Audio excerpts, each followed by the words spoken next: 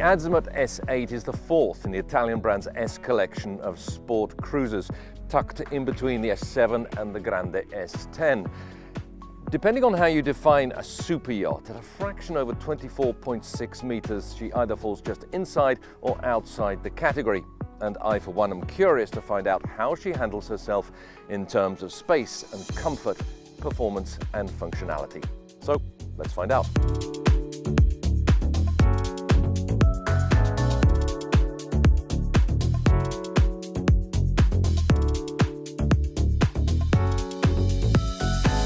Like the S10, the exterior design is by Alberto Mancini, and you can definitely see the family resemblance. She looks modern and muscular, but also sleek and stylish. Note also the full-height glazing, a feature introduced by Mancini. And here, where we have the transparent fashion plate, I'm not sure if the camera can pick this out, you can see the clear coat carbon fiber used for the construction of the superstructure to keep the weight down and the center of gravity low.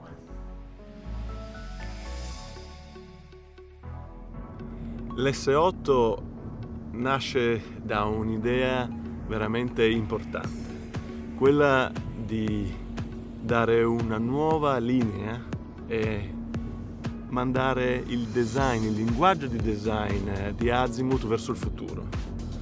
Ed è un progetto di cui io vado molto fiero e sono molto soddisfatto, perché è veramente per me diventata un'icona. È una barca che rappresenta un po' la 911 del mare e mi è entrata veramente nel sangue dopo una prova eseguita a mare che mi ha veramente colpito come la barca tiene il mare, come veramente la sportività che un designer di solito trasmette tramite un foglio di carta e una modellazione, tutto il processo di design, verificandolo di persona a bordo mi ha dato veramente un'emozione unica, e ancora oggi, quando la rivedo ogni volta, è sempre una barca eccezionale.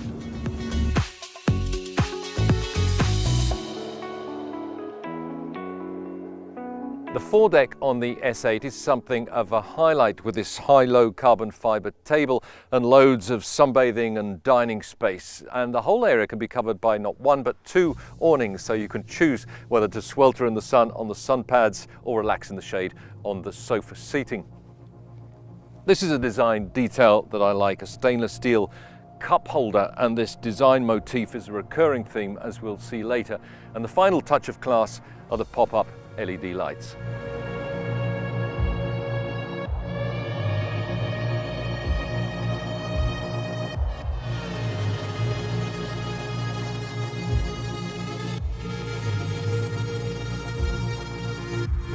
The S8 is over 4 meters shorter than the Grande S10, so no room for the raised cockpit in the stern, which is one of the defining features of the larger model.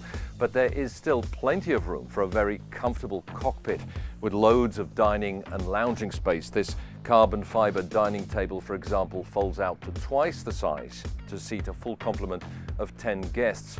And there's the big sun pad over the transom with reclinable backrests and storage underneath for seat covers, fenders and the like. And the whole area can be covered by an awning. And in the other corner, we have a bar unit. Here we have fridge, ice maker. There's the option of a barbecue grill here. And behind, we even have a pop-up TV which swivels round so it can be viewed from the corner seating.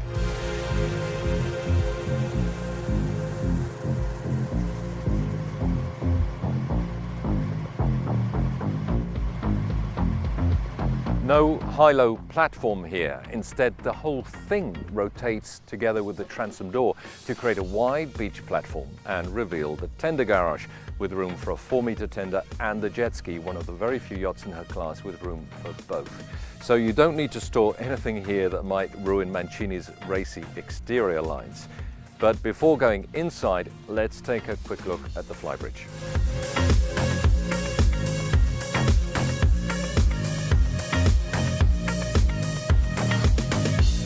Remember, this is a sport fly cruiser, but this is a real fly deck. We have the sun pad forward. We have another bar unit here, this time with barbecue grill. We have the high-low dining table, and if you want more shade during meal times, The bimini top can be raised at the touch of a button. So plenty of room for the whole family to hang out up here if you have an owner-operator driving the boat, for example. Moving into the main salon, note that everything from the aft deck all the way forward to the helm station is on one level with no steps. We have the two opposing sofas with a pop-up TV in the corner there, storage for china or glassware, the dining table, of course, more storage underneath the helm station, and this is an unusual feature, another bar unit with fridge, ice maker. We have a sink, of course, and a pop-up faucet.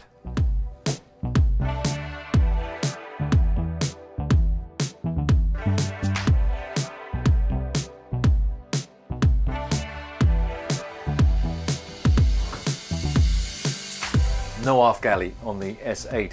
Instead, it's on what Azimut calls the mid-deck, halfway between the main and lower decks. It's a good size, as you can see, and well appointed with Miele appliances. Basically, it's part of the social areas on board, but there is a sliding door just in case you happen to be frying onions. And a cool feature is this. It's a hold, or cantina. There's a wine cellar down there, there's storage space for cans and dry goods, everything you might need in the galley while cruising for a few days.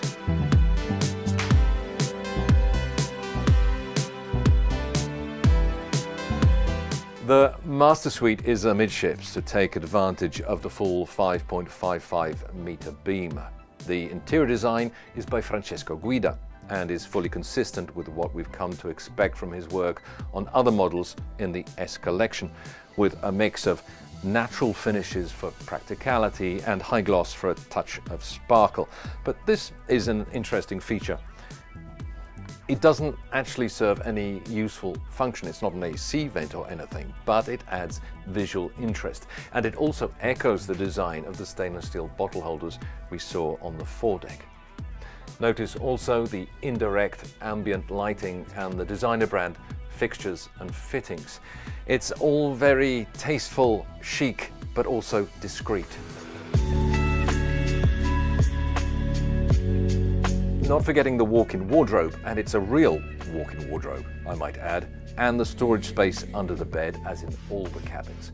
Every cubic centimetre of space has been studied and used intelligently. And by the way, the TV is behind the magic mirror.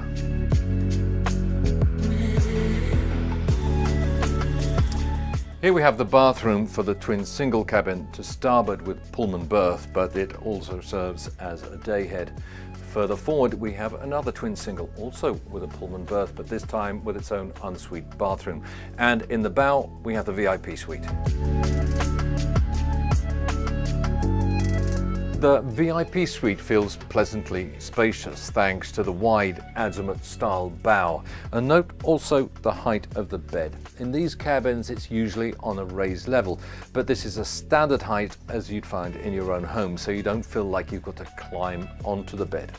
As you'd expect on a yacht of this size, there is a two-man cabin next to the engine room with access from the side deck, and there's also a washer-dryer down there.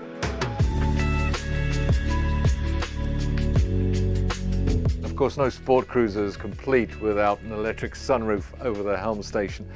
The S8 is powered by triple Volvo Penta IPS 1350 drives, the most powerful in the IPS range, delivering 1,000 horsepower each for a top speed of 34 knots and a cruising speed of 28 knots. The Garmin electronics are completely integrated into the IPS system, so you can see all the engine room data, including pull-ups and alarms, on this glass bridge console. And because the monitoring and propulsion systems are packaged together, it's a one-stop shop when it comes to servicing and maintenance.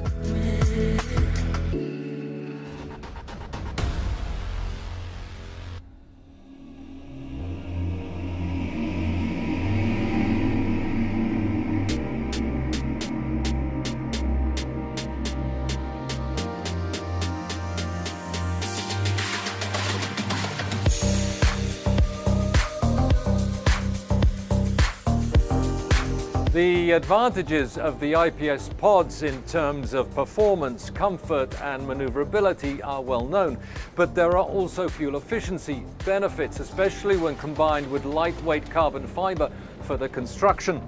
At cruising speed, all three engines consume 385 litres of fuel per hour for a range of 260 nautical miles, and that's with a 10% reserve left in the tank. Azimut say that is up to 25% more efficient than an equivalent yacht with conventional inline drive shafts and propellers. With 3,000 horsepower under the hood, the S8 feels sprightly and sporty, as you'd imagine, but in no way skittish, and the power delivery is smooth and assured. Active trim control automatically regulates the longitudinal trim, which helps to make the handling even more responsive and further reduce fuel consumption.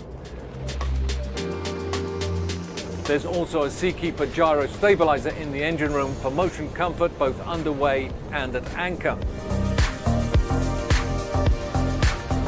The production boat market up to 24 meters is both crowded and competitive, but it's a segment in which Azimut often leads the way. They certainly know how to throw in a few surprises when they present a new model, and the S8 doesn't disappoint, although she can be handled without a crew by a committed owner-operator. My feeling is that by far the majority will prefer to just sit back and enjoy the ride.